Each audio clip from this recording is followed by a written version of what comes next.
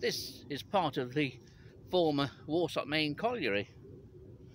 The old mineral line came along here, and the old pit head was a couple of 100 yards over that way at Warsop Vale. This is a regular spot of mine, and this is when she was alive, of course. This was one of our go-to places. If we wanted to go somewhere not too far away, easily park, this was it. And we found some good stuff here, some cracking invertebrates. We used to do a lot of ladybird counts. That's what I might do today. I might look for a few ladybirds. Not done that for many years since I was a lad. But we'll see what we can find. There's always something tucked away somewhere. I best put my good eyes in.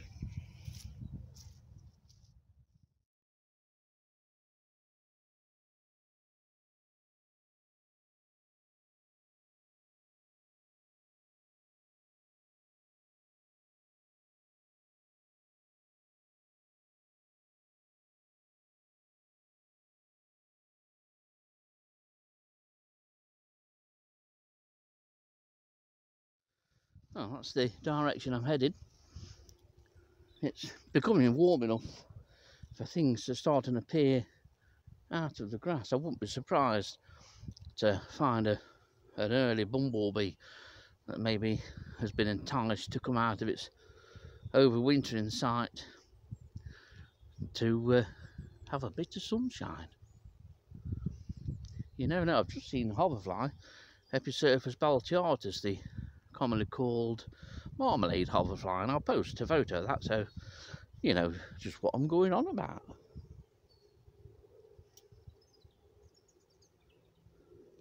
But it is a very nice day. The forecast is for it to become increasingly breezy, unfortunately, but it's a lovely day to be out, and there's more pussy willow now appearing at the top of many of these sallows that you can see along the right hand side here. So I'm going to continue along there because it's sheltered. If you want to try and find any invertebrates this time of year, you need to find somewhere sheltered and that catches the sun. Now here's an easy find, and it's a species that I've featured before on this channel, and I feature it a lot because it's easy to find.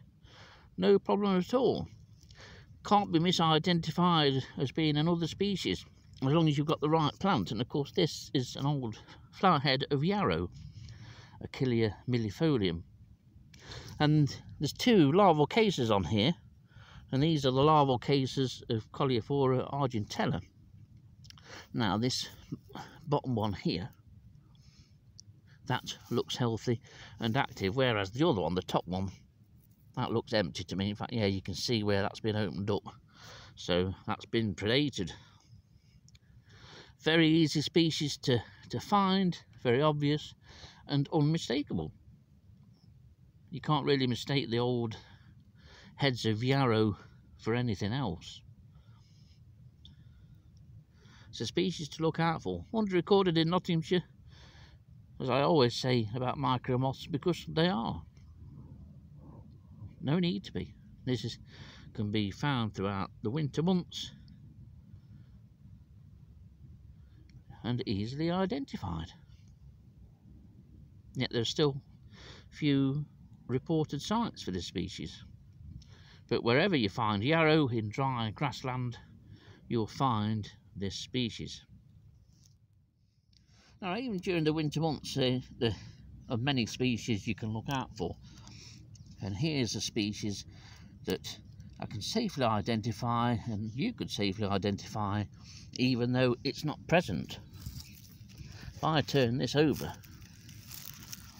and you're looking at this, because these are the egg sacs of a house spider-like species called Tegenaria agrestis. Now, Tegenaria agrestis has romped through the UK really, and it's benefited from post-industrial sites, especially such as here, and other former colliery sites.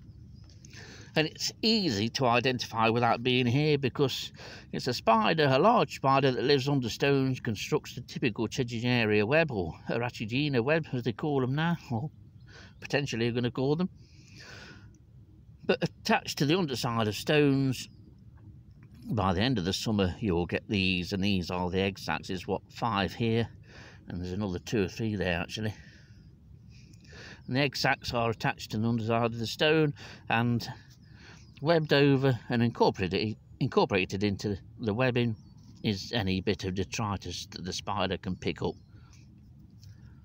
It's the only species in the UK that does this and provides us with such easy to identify egg sacs. Very easy to identify, you don't need no experience. It's something, yet again, that you can record during the winter months. I love Pittops, until they trash them of course, but this one's not too bad. It's been relatively left alone. They don't look much during the winter months, but in a couple of months' time in the spring this will be a blaze of colour. It really is a fabulous place, but it's pretty much the same as many quiet corners of the more well-used former colliery sites. This is a great place for birdsfoot trefoil, lots of birdsfoot trefoil, and so you get a huge number of insects coming to visit that. It's good for solitary bees, and the 6-belted clearwing moth is abundant here, as it is at most colliery spoil heaps now. But there's 2 specialised beetles that are found here. One is Cryptocephalus morii, which feeds on St John's wort. It's quite common here, although it took us many years to find it. Funny enough, despite us being on site, we never found it for a number of years. The other really special beetle, and this is only the 2nd site for the beetle in Nottinghamshire, is a Chrysalina, and it's Chrysalina marginata, and it's a beautiful thing. It's a dark coppery colour, and then round the base of the elytra, but all the way around, is a beautiful crimson red margin, hence the name marginata. Found it 3 times here if I remember right now, including once under a stone during the winter months, and that's a species that feeds nocturnally on yarrow. You never know what's at a Pittop site. They are absolutely brilliant sites, and I think we really only touched the surface of what's here and what can be here. Although the area given over to wildlife at Warsop Main Pittop isn't great. It's mainly this bit that you can see here and a narrow strip that runs down to the site of the former pithead.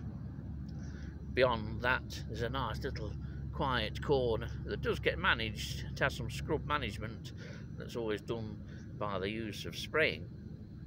But it's a good little place to visit. The wildflowers here are absolutely tremendous. So, if you live in Nottinghamshire, more than likely you've got an old former defunct Pittop near you. I'd recommend going and having a wander. There's lots to discover on our former colliery sites.